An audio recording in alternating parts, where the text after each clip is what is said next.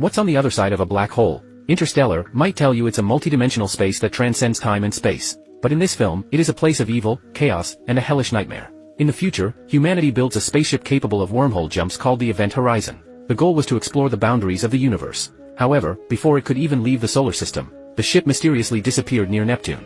Countless attempts were made to find it, but all efforts came up empty. Then, 7 years later, the space agency suddenly receives a transmission from the Event Horizon. Mixed in with the transmission were chaotic, desperate screams. To uncover the truth behind the ship's disappearance, the agency immediately dispatches the rescue ship the Andromeda, bringing along Dr. Weir, the chief designer of the Event Horizon.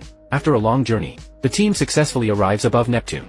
Using the signal coordinates, they navigate through a terrifying storm of clouds, and finally, they see the Event Horizon, a ship that had vanished 7 years ago. The lieutenant attempts to make contact via radio, but there's no response from the Event Horizon. Even stranger, biometric scans show life signs floating across the ship, as if the ship itself had come alive. With no other option, the captain decides to lead a search team on board to investigate. Little did they know, this decision would open Pandora's box and doom the crew. Upon entering the ship, the three-person team begins their search. The lieutenant navigates through a corridor resembling a meat grinder, and makes his way to the bridge. It was empty, but the walls were covered with mutilated body parts, causing him to break out in a cold sweat.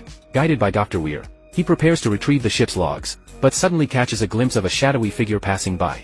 Startled, the team quickly realizes it was the corpse of a crew member with a horrific death. What's more disturbing is that the body seemed to have been brutally attacked, with the eyes gouged out. Meanwhile, the engineer makes his way to the engine room. Before him stands a bizarre gravity drive, the core of the entire ship, but as he approaches, the drive abruptly stops. Moments later, his communication with the Andromeda is cut off. Before he can grasp the gravity of the situation, a blinding light flashes before him.